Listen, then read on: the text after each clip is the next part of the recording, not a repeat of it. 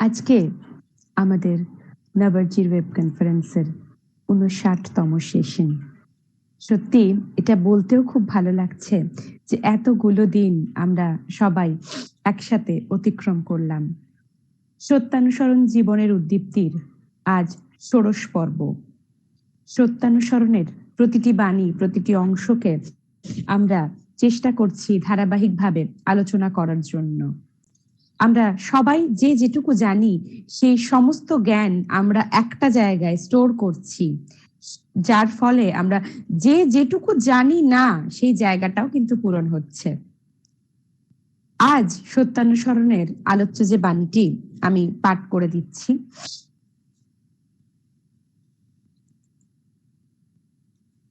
কারো দুঃখের কারণ হয়ো না, কেহ তোমার দুঃখের কারণ হবে না। দুঃখ একরকম ভাব, সুখও একরকম ভাব। অভাবের বা চাওয়ার ভাবটাই দুঃখ। তুমি জগতের হাজার করেও দুঃখ নষ্ট করতে পারবে না, যতক্ষণ তুমি হৃদয় থেকে ওই অভাবের ভাবটা কেড়ে না নিচ্ছ। আর ধর্মই তা করতে পারে। সত্যি কি অপূর্ব বাণী! যতবার সত্যানুসরণটি পাঠ করি আমার ততবার একটা কথাই মনে হয় যে আমরা কত ভাগ্যবান যে আমরা পরমপিতাকে পেয়েছি। কি সুন্দর বাণীটি! এবং আরেকটা কথাও বলা যে এই সত্যানুসরণের ব্যাখ্যা করা আমাদের কাছে একটা দৃষ্টতা, কারণ আমাদের জ্ঞানের পরিধি তো অত নয়। আমাদের গাইড করার জন্য ঠাকুর বিভিন্ন সময় তার বিভিন্ন গ্রন্থে কিছু কিছু করে এই সম্পর্কে বিভিন্ন কথাবার্তা বলে গেছেন। এবং সর্বোপরি পিতৃদেব পূজ্যপাদ বরদার, যার আজকে শুভ জন্মতিথি, সেই বরদা আমাদের কাছে দিয়ে গেলেন অমৃত। প্রসঙ্গ সত্যানুসরণ গ্রন্থটি আমরা পেলাম। এই সব কিছুর মাধ্যমে আমরা এই বাণী সম্পর্কে কিছু কিছু জানতে পেরেছি।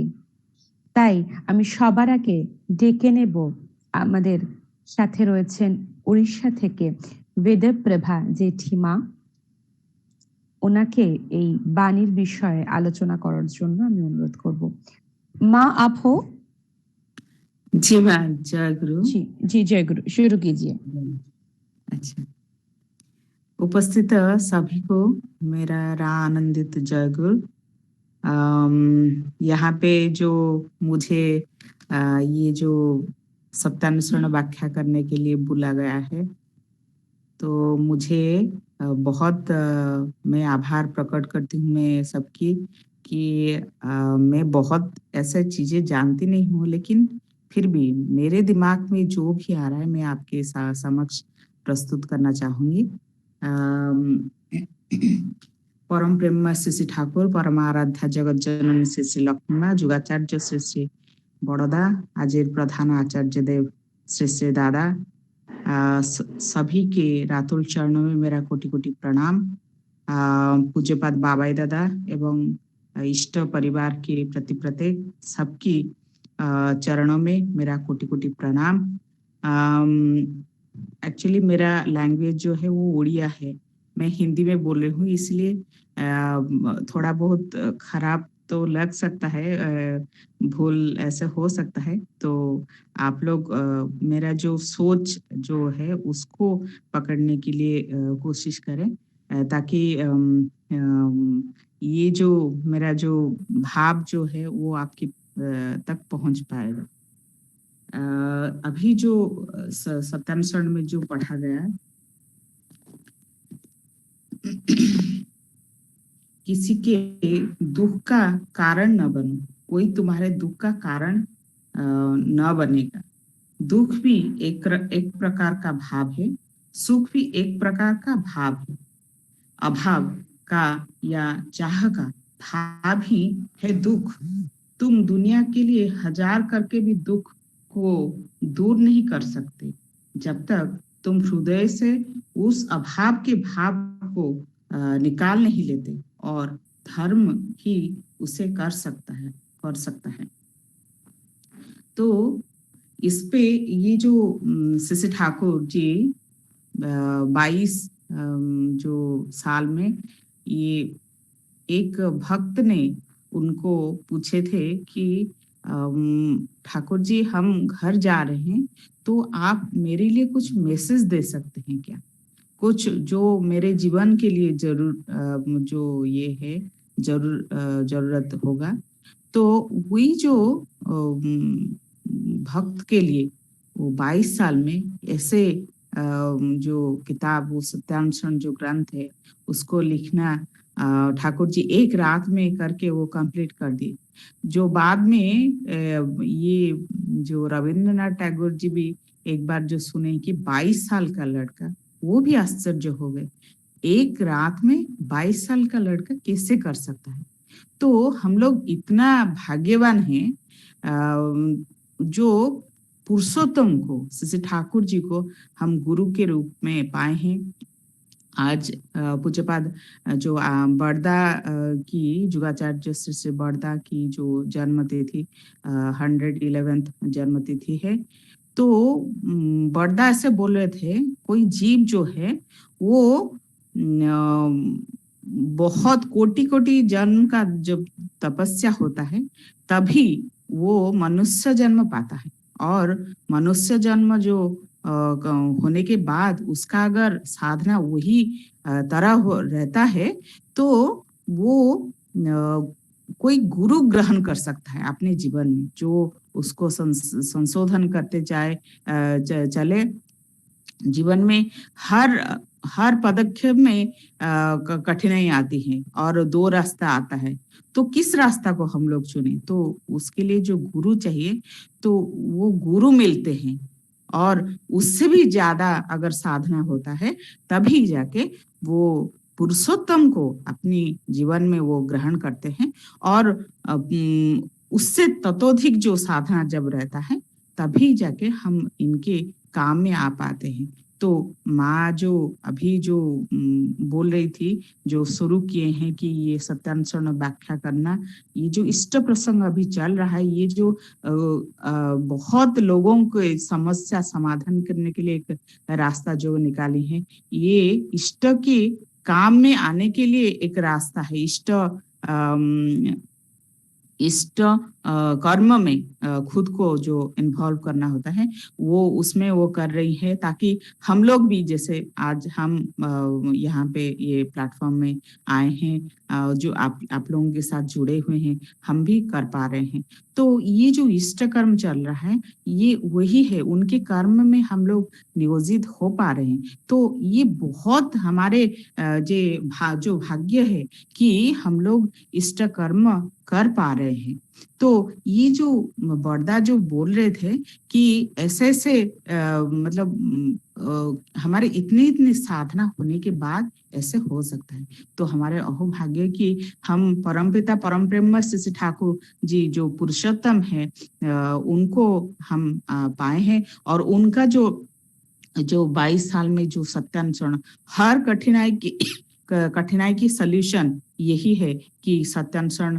अगर आप लोग भी ये देखे होंगे कि प्रॉब्लम जब आता है, जो हम लोग मतलब बहुत जोर जोर से नाम करते हैं, और उसके बाद जो सत्यान्वेषण खोलते ही वो आंसर हम लोग को मिल जाता है। ये आप लोगों के साथ भी हुआ होगा। तो ये जो ठाकुर जी अनमोल जो ग्रंथ हमारे पास छोड़ गए हैं, तो उससे ही हम लोग अपना जीवन जो बढ़ने ये करने में ये सहायता होती है। तो इसी के जो व्याख्या जो किया जा रहा है, किसी का दुख का कारण न बनो, कोई तुम्हारे दुख का कारण न बने। मतलब हम जो जीवन में जो हम लोग सभी जानते हैं, ईश्वर प्रतिष्ठा ही जीवन का जो लक्ष्य है। तो हम लोग ये मान के चल रहे हैं कि सब लोग को सुख शांति देना हमारे काम है, लेकिन कुछ लोग भी हैं जो वैसे सोचते हैं कि हमारे फायदे में हम चल पड़ेंगे और हमारा फायदा निकलना हमारे लिए इम्पोर्टेंट है। तो उन लोगों को है, हम लोगों को भी ये मैसेज है, किसी का दुख का कारण न बनो और कोई तुम्हारे दुख का कारण न बनेगा। इसी ये में आचार्य पूज्यपाद पितृदेव एक बोल रहे हैं कि जैसे मान लीजिए किसी लोग कोई बच्चा जो है आपसे किताब मांग रहा है, तो किताब हम सोच रहे हैं कि किताब देंगे या नहीं देंगे, हम पढ़ रहे हैं उसको, वो किताब को पढ़ रहे हैं, मान लीजिए हम उसको नहीं दिए तो उसका दुख हुआ, लेकिन हम लोग को वही उस टाइम में सोचना चाहिए कि ये जो कारण जो है हम नहीं दे पा रहे हैं उसको बता देना चाहिए कि भाई देखो, मुझे भी ये किताब काम मतलब मेरा भी काम आ रहा है, तो मेरा पहले खत्म हो जाए काम, उसके बाद आपको दे दूंगी। तो तब क्या होता है कि वो भी सोचता है कि जिसको मैं मांग रहा हूँ उसका काम है, उसका उस किताब से काम है, लेकिन मेरा अकेले का काम नहीं, उसका खुद का भी काम है, तो पहले उसको खत्म करने दीजिए, जो किताब से काम खत्म करने दीजिए, तभी वो दे पाएगा। उसमें क्या होता है कि वो जो दुख जो पाने वाला था, तो वो घट जाता है, क्योंकि उसको पता है कि वो किताब हम दोनों के लिए इम्पोर्टेंट है, लेकिन जिसका किताब है उसका किताब पहले काम आ जाए, उसके बाद मैं अपना काम वो किताब में लाऊंगी। तो ऐसे ही अगर सब लोग की दिमाग में आ जाए कि यही सोच सबको रखना चाहिए, पूरे वो आपके करीब दोस्त है इसीलिए वो आपको मांगा, लेकिन आप जब फ्री हो गए और आपकी दिमाग में जो चल रहा है वो चीजें आप जब उनके समक्ष प्रकट कर लिए, तब वो एक ट्रांसपेरेंसी हो गया कि जो मतलब मुझे भी चाहिए और आपको भी चाहिए, तो मेरा काम पहले खत्म हो जाए उसके बाद। और ये जो चीजें हैं जो उसके दिमाग में जो चल रहा है कि उसके काम पहले खत्म होने दीजिए, उसके बाद मैं करूंगा, तो ये चीजें भी जो ठाकुर जी ही हमको सिखाए हैं। तो परम प्रेममय शिशि ठाकुर, मैं सोचती हूँ कि जीवन में जो हम पैदा हुए हैं उसके बाद जो हर एक घटना मान लीजिए हम बड़े हो रहे हैं, हमको माता पिता को भक्ति करना चाहिए, माता पिता को जो कैसे भक्ति करना चाहिए, कैसे बात मानना चाहिए, कैसे हम लोगों को जो भाई बहन के साथ शेयर ऐसे करना चाहिए, कैसे हम पढ़ाई करने स्कूल जा रहे हैं, गुरु को कैसे भक्ति करना चाहिए, और अपना जो दोस्त हैं उन लोगों के साथ कैसे व्यवहार करना चाहिए, और जब बड़े हो रहे हैं तो अपने पारिपार्श्विक जो है उनके साथ भी कैसे जो मतलब बैठना उठना कैसे होना चाहिए, ये सारे के सारे चीज परमपिता हमको सिखा रहे हैं। कभी ऐसा लगता है कि जो दीक्षा जब ले रहे हैं, हम नाम ले रहे, सतनाम ले रहे हैं, तो ऐसा लगता है कि हम जाके बैठ गए और सतनाम लेके आ गए, लेकिन ऐसा नहीं होता है।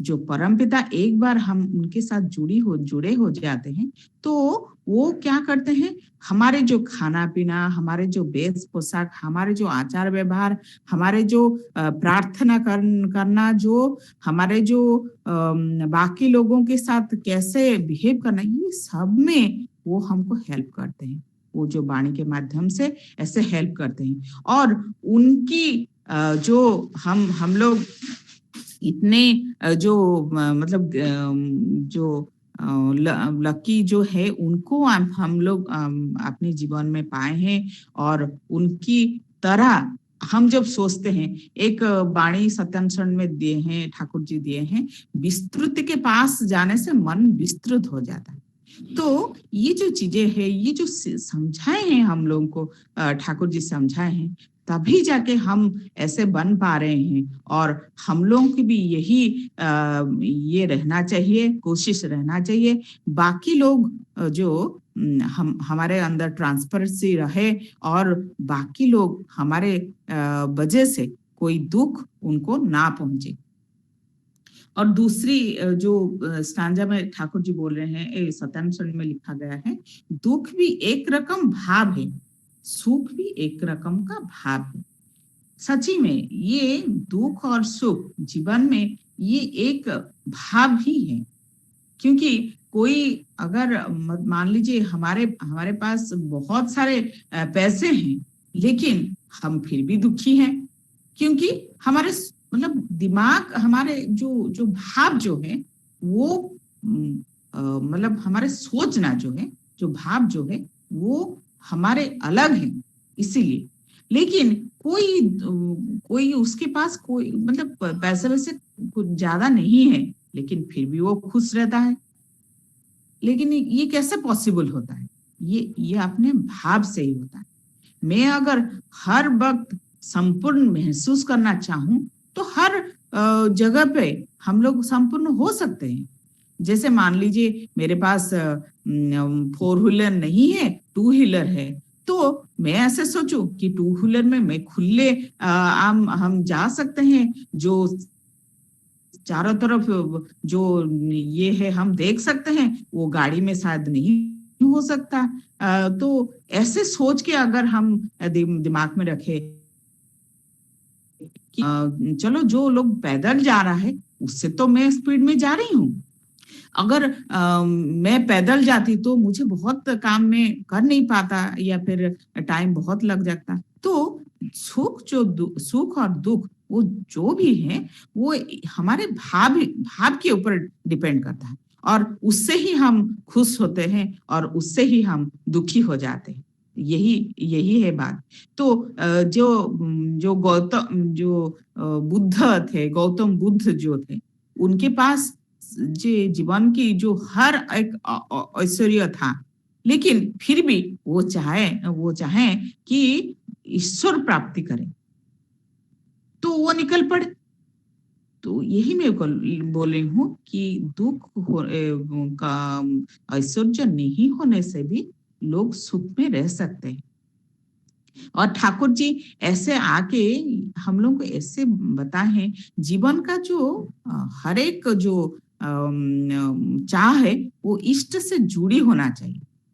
प्रभु अगर खुश हो रहे हैं तो हम भी खुश होंगे। प्रभु अगर मन खराब कर रहे हैं कि ये बात करने से प्रभु की मन खराब है, तो हम भी मतलब ऐसे करना नहीं चाहिए। तो जीवन की सबसे बड़ी जो दौलत है वो इष्ट को पाना है और इष्ट को खुशी करना है। इससे ही जो आदमी जो है वो अपना बहुत मतलब शांति में रह सकता है। तो ये जो बोल रहे हैं, दुख भी एक प्रकार का भाव है, सुख भी एक प्रकार का भाव है। अभाव या अभाव का या चाह का भाव ही दुख है। जब हम सोच रहे हैं कि हमारे पास इतनी इतनी मतलब स्कूटर है, कार नहीं है, तो जीवन में एक दुख आता है कि मेरे पास नहीं है, मेरे पास नहीं है। जब मैं ये सोचूं कि जो है उससे मैं कितने फायदे ला सकती हूँ, कितने फायदे में कर सकती हूँ, कितने ये कर सकती हूँ, अगर ये हम सोचें तो क्या होता है ना, हम हर वक्त जो है वो सुख में रहते हैं। दुख हमारे नजदीक नहीं आ सकता। और तुम दुनिया के लिए हजार करके भी दुख को दूर नहीं कर सकते। ये ठाकुर जी बोल रहे हैं कि तुम हजार अगर करोगे तब भी वो दुख दूर नहीं कर सकते। जनरली क्या होता है, हम जब अपने जो परिवार के वर्ग जो होते हैं उनके पास हम जब रहते हैं, सुख दुख तो चलता रहता है। किसी की तबीयत खराब हो रहा हो, किसी के मान लीजिए और कोई असुविधा हो रहा हो, तो सबसे पहले चोट कहाँ पर पहुंचता है ना, अपनी मन पर पहुंचता है। बाबा दादा एक जगह पर ऐसे बोल रहे हैं कि जो मन को बचाने के लिए मंत्र है, और दीक्षा इसीलिए लिया जाता है मन को बचाने के लिए। मेरे पिताजी की तबीयत खराब हो गया है, मेरे माताजी की, मेरे बच्चे की, मेरे पति की मान लीजिए कुछ असुविधा हो गया है, तो जो चोट जो पहुंचता है हमारे मन में पहुंचता है। तो ये जो मन वो बहुत तीव्र गति से भागता रहता है, और ये मन को मतलब एक ठिकाने लगाने पर ही वो मन ठहरता नहीं है। तो इसीलिए हम क्या करते हैं, गुरु के साथ अपने मन को जोड़ देते हैं। जैसे कोई मान लीजिए वो नाव हुआ, वो पानी में अगर हम खुला छोड़ देंगे तो ऐसे ये से वो बह जाएगा और पता नहीं कहाँ पर वो गिर जाएगा, कहाँ पर वो डूब जाएगा, ऐसे ऐसे होता है। लेकिन उसके पास एक वो जो डंडा जो होता है, वो नाव को बांध रखता है ताकि वो नाव क्या डगमगाए नहीं, ऐसा होता है। इसीलिए हम लोग अपने मन जो है वो बहुत चंचल है। कल परसों में ऐसे देख रही थी, एक छोटा बच्चा है, वो हिमाचल प्रदेश का। तो वो इतना ये से कॉन्फिडेंटली वो बोलता है, अपनी जो क्वेश्चन आंसर को ऐसे बोलता है। क्यों क्यों करता है, कैसे करता है ना, वो अपने जो बुजुर्ग लोग हैं उनके साथ वो हमेशा बातचीत करता रहता है। वो ऐसे बोल रहा था कि मैं हमेशा बातचीत करता रहता हूँ। तो ऐसे करने से जो हमारे हमसे ज्यादा जो एक्सपीरियंस है, जो हमारे हमसे जो ज्यादा जानते हैं, उनसे जो बात हम करते हैं, उनकी बातों पर हम जब अमल करते हैं, तभी हम लोग में भी मेच्योरिटी आ जाता है। तो ठाकुर जी जो बोल रहे हैं, बाबेदा वही बोल रहे हैं कि जो मंदिर में जाके इष्ट भगवान को ढूंढता है, वो लेकिन मतलब ज्ञानी नहीं है। जो अपने अंदर उनकी वो जो ठाकुर जी की जो प्रदत्त जो नीति नियम जो है, उसको जब अमल करने की कोशिश करता है, वही है ज्ञान। उससे क्या होता है ना, हम मतलब मान लीजिए कोई हमको मार रहा है और ईंट पत्थर ऐसे फेंक रहा है, तो हम लोग क्या करते हैं, उसको सीधा ये फेंक देते हैं, ईंट पत्थर फेंक देते हैं। या फिर कोई जेलसी हम हमारे साथ ऐसे हुआ तो हम लोग ऐसे कर देते हैं। लेकिन जब ठाकुर जी की दीक्षा हम लेते हैं, मंत्र जब लेते हैं, तब क्या करते हैं, हम सोचते हैं कि ठाकुर जी कैसे खुश होते हैं। उनको खुश करने के लिए हम लोग बड़े हो जाते हैं, विस्तृत हो जाते हैं। हमारे जो सोच है वो बदल जाता है। हमारे जो ये जो कार्य का मतलब जो करने की क्षमता जो होता है वो बढ़ जाता है। तो ऐसे गुरु ग्रहण करने की जो जरूरत जो है वो यही है। वो मंत्र जो हम लेते हैं, वो मंत्र से क्या होता है ना, अपने मन को हम शक्तिशाली बनाते हैं। हम जो जो करना चाहेंगे वही करेंगे, हम जो कहना चाहेंगे वही कहेंगे। हम जो जिसके साथ जो जैसे बिहेव बिहेव करना चाहिए, जो बोलते हैं सडन वो दमन होता है। अपनी जो इंद्रियों पर कंट्रोल आता है। तो यही होता है गुरु को ग्रहण करने से। और ये जो अभाव जो भाव जो है, वो तभी निकलता है जब हम इष्टों को परिपूर्ण करते हैं। अभाव का या चाह का भाव ही दुख है।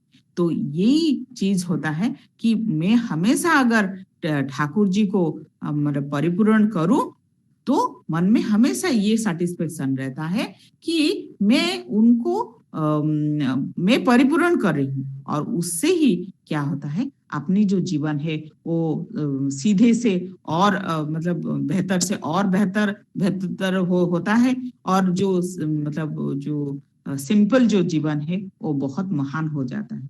तो यही ठाकुर जी बोलते हैं कि अभाव या चाह का भाव ही है दुख। जो अपने अंदर हमेशा ये बोलता है कि नहीं, मेरा ये नहीं हुआ, मेरे इतने होने से नहीं चलेगा, मुझे और थोड़ा चाहिए, मुझे और थोड़ा चाहिए। ऐसा लेकिन जीवन में होना नहीं चाहिए।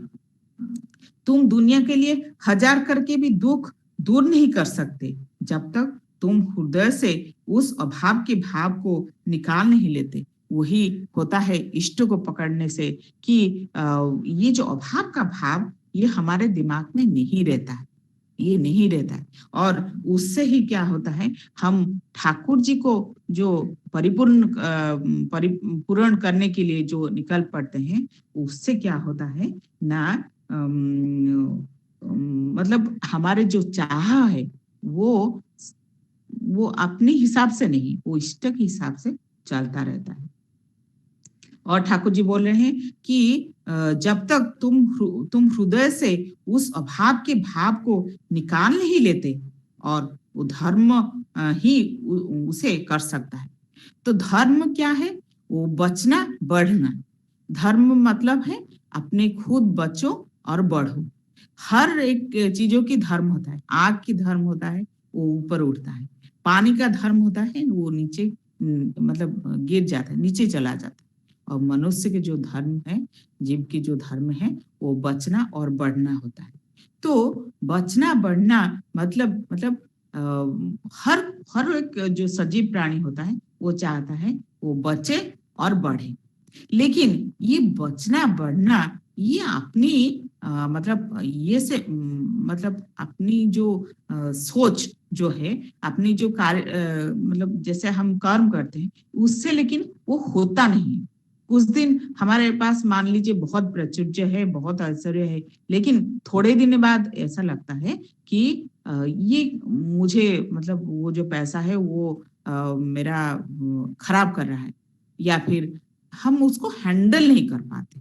हम उसको कैसे, कहाँ पर कैसे करना चाहिए। जैसे बोलते हैं मिठाई थोड़ा जितना खाना चाहिए उतना खाना चाहिए, उससे ज्यादा खाने से शुगर बढ़ जाती है, वो डायबिटीज हो जाती है। इसीलिए जीवन में जो कंट्रोलिंग मतलब कौन सी चीज को कितना हम ये करें, वो चीजें लेकिन इष्ट हमको मतलब सिखाते हैं।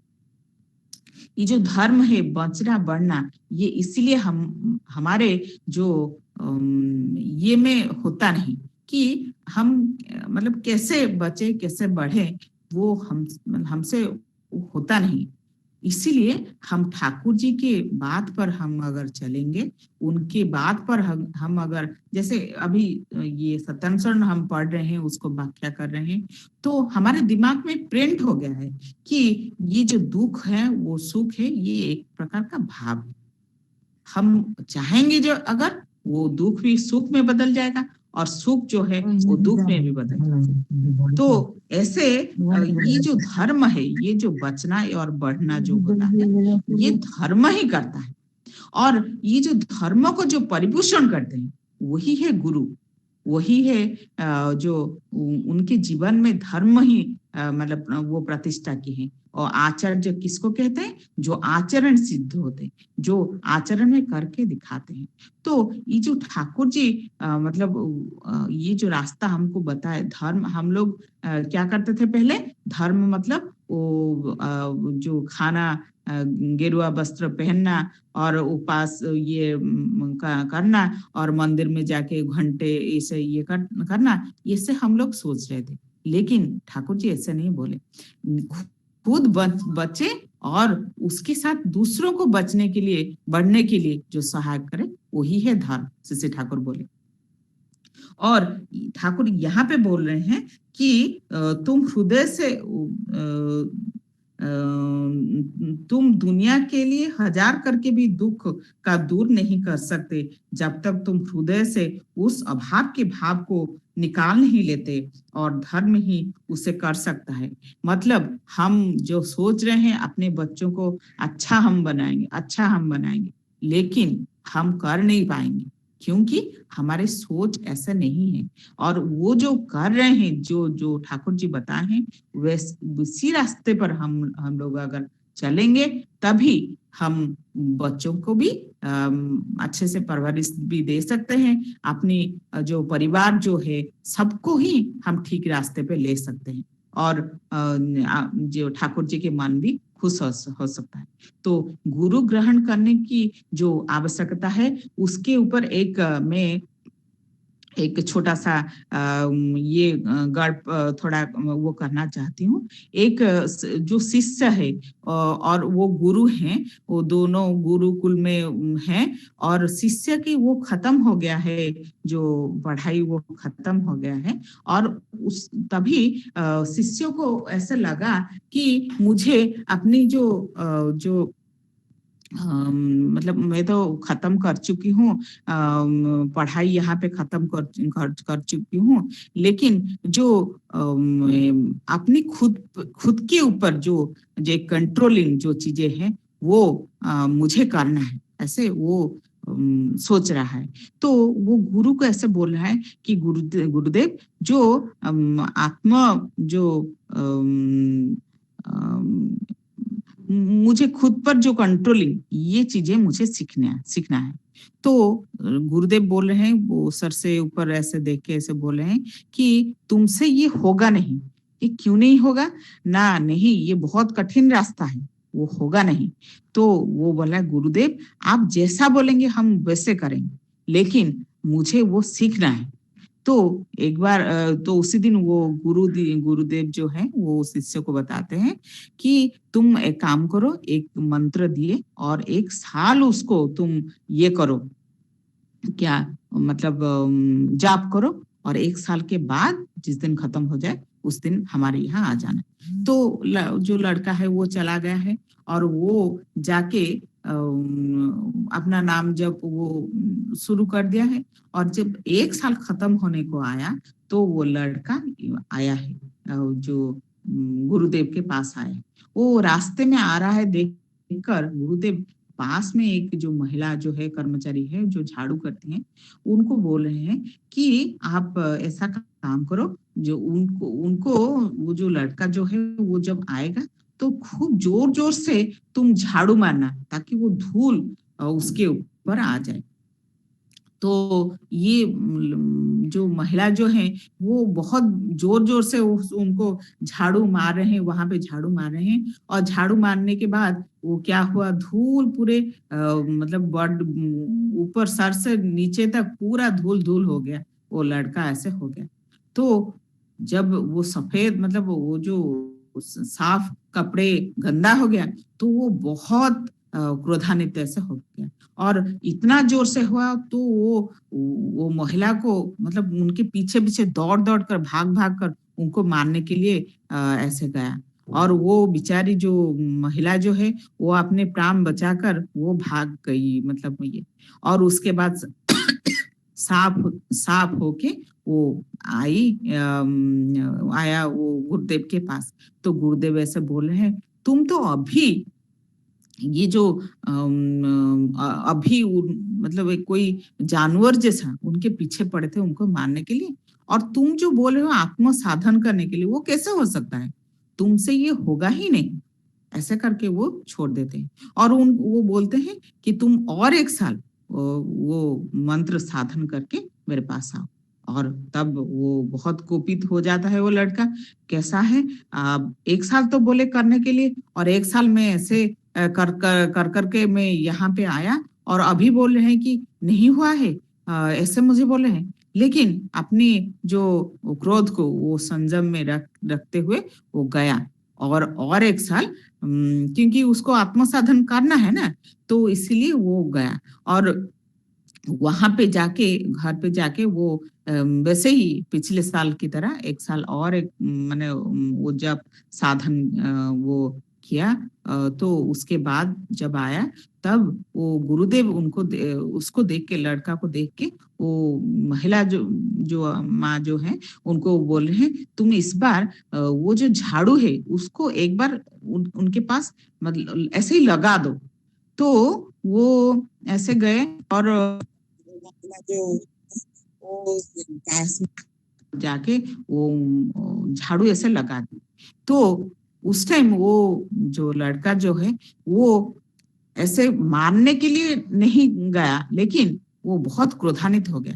बोला कि मैं अभी साफ कपड़े में आया, लेकिन आपको ये पता नहीं चल रहा, आप आके वो झाड़ू में लगा ऐसे करके। तो वो क्या वो क्या क्या गुस्से से बहुत जोर से डांटा, बहुत जोर से जो इनको माँ को, जो महिला जो है उनको डांटा। और उसके बाद सो वो गुरुदेव के पास आए। और गुरुदेव के पास आने के बाद गुरुदेव उनको बोले हैं, तुम पिछली बार की तरह जानवर की तरह तो तुम ऐसे ये नहीं कर रहे थे, लेकिन इस बार तुम कम भी नहीं थे। इस बार फिर भी तुम डांट रहे थे, फिर भी ये कर रहे थे। अभी तुम्हारा आत्मसाधन कैसे हो सकता है? ये तो बिल्कुल सच में नहीं हो सकता। तुम फिर से एक बार जाओ, और एक बार जाके 1 साल तुम जो मंत्र जाप करके आओ। और वो फिर से गया। फिर से गया, जाके वो वैसे ही मंत्र साधन करता रहा। और एक साल जो तीसरी साल जब कंप्लीट हुआ, तब वो आया, जो गुरुदेव के पास आया। और इस बार वो गुरुदेव उनको देख के, उस लड़का को देख के एक अभिनव उपाय वो चिंता कर रहे हैं। और वो महिला जो उनको बोल रहे हैं कि देखो, जो कचरा जो है, ये हम लोग टोके ही बोलते हैं, पता नहीं आप लोग क्या बोलते हैं, वो कचरा जो है, जो कूड़ा जो है, वो जो डस्टबिन जो है, वो पूरा का पूरा उसके ऊपर सर पे लेके डाल दो। तो ये तो बहुत भय पा गई। और वो ऐसे सोची कि पहली बार तो ऐसे वो लड़का कर रहा था, सेकंड बार तो ऐसे कर रहा था मेरे साथ, अभी पता नहीं क्या करने वाला है। लेकिन फिर भी वो गुरुदेव के बात माने, और मान के वो जो पास में जो कचरा जो थोड़ा बहुत था, तो वो लेके वो उसके ऊपर डाल दी, वो लड़का के ऊपर डाल दी। लेकिन इस बार क्या उल्टा रिजल्ट हुआ। वो शान से वो लड़का क्या किया, शान से बैठ गया, जो माँ, जो महिला जो है, उनके पैर के नीचे वो बैठ गया। और बैठ के वो बोल रहे हैं, माँ मेरा प्रणाम स्वीकार करो। मेरा जो जो अपने मन को कैसे कंट्रोल करता है, और जो हमारे जो गुस्से, हमारे जो धैर्य, जो पेशेंस जो है, उसको बढ़ाने के लिए आप मुझे बहुत सहायता की है। इसीलिए मैं आपको बार बार प्रणाम करती हूँ, बार बार प्रणाम करती हूँ, ऐसे वो लड़का बोला। और बोल के फिर वो ऊपर उठा, और ऊपर उठ के वो अपना स्नान शौच करके वो गुरुदेव के पास आए। और अभी जो उसका जो बिहेवियर था, वो कंप्लीट चेंज हो गया था। तो उसको देखे वो जो गुरुदेव जो है, वो पूरे स्मित हास्य, वो अपने होठों पर हंसी लाके वो ऐसे बोले, अभी लग रहा है कि आत्म साधन तुम कर सकते हो। जो शिष्य को बोल रहे हैं, आत्म साधन तुम कर सकते हो, क्योंकि तुम में वो धैर्य, वो जो पेशेंस, जो अपनी जो क्रोध को कंट्रोल करने के लिए जो जो चाहिए था, वो अपने अंदर तुम्हारे आ गया है। तो मैं आपको ये आशीर्वाद देता हूँ। तो आत्म साधन जो चीज है, तुम अभी कर सकते हो, जाओ, तुम्हारे ये हो सकता है, तुम अब उसमें फलवती हो सकते हो। देखिए, ये जो चीजें हैं अपने अंदर में, जो चीजें कौन सी खामियां हैं, कौन सी चीजें ये है, ये सब गुरु ही बताते हैं। और ऐसे ही हम भाग्यवान हैं कि प्रभु हमको ऐसे बोले हैं। तो ये जो सत्यानुसरण में जो वाणी है, ये सबको, हम सबको अपनी, मतलब ठाकुर जी ऐसे हमको बोल रहे हैं, हम ही को बोल रहे हैं। इतने सारे वाणी को एक बार आप लोग सभी सुने होंगे। बड़दा को ठाकुर जी बोले, ये सब जो मैं वाणी दे रहा हूँ किसके लिए दे रहा हूँ। लेकिन सब बोले कि जगत के ये करने के लिए दिए हैं, और कोई कुछ, और कोई कुछ ऐसे बोले। और ठाकुर जी को पसंद नहीं है। और वो जो पूज्य बात जो बड़दा है, जो बड़दा है पितृदेव, उनको वो ठाकुर जी पूछ रहे हैं, ये जो बाणी में दे रहा हूँ, ये किसके लिए दे रहा हूँ। ना ठाकुर, मेरे लिए, सब मेरे लिए, मेरे लिए। तो ये बात जो बोले ठाकुर जी, इतने प्रसन्न हो गए कि मतलब वो खुद बोल रहा है कि मेरे लिए सब। ऐसे ही वो, मतलब हम लोग अगर ऐसे सोचेंगे कि ये सब हमारे लिए है, हमारे लिए है, तो ये हमारे जो जीवन है और बेहतर से और बेहतर हो सकता है। हम जो सामान्य है वो उन्नतर हो सकते हैं। और हमारे जीवन सफल हो पाएगा। पता नहीं मैं ये जो सत्यानुसरण की जो ये व्याख्या करने में मैं कितने समर्थ हुई, ये तो मुझे पता नहीं। लेकिन मैं जो सोच, मतलब मैं जो सोच, वो उसको पढ़ के जो समझी थी, उतना ही आप लोगों के सामने वो मैंने रख पाई। तो भूल अगर होगा तो क्षमा कर दीजिएगा। अगर मेरे कुछ काम आपकी सहायता हो सकता है, तो फिर ठाकुर जी की ये वरदान सोच के उसको ग्रहण कर लीजिएगा। तो आप लोग की सबकी जो इष्ट सुदीर्घ निरामय जीवन कामना करते हुए मैं अपनी इष्ट प्रसंग सांग करती हूँ। जय गुरु। माँ जय गुरु। जय गुरु।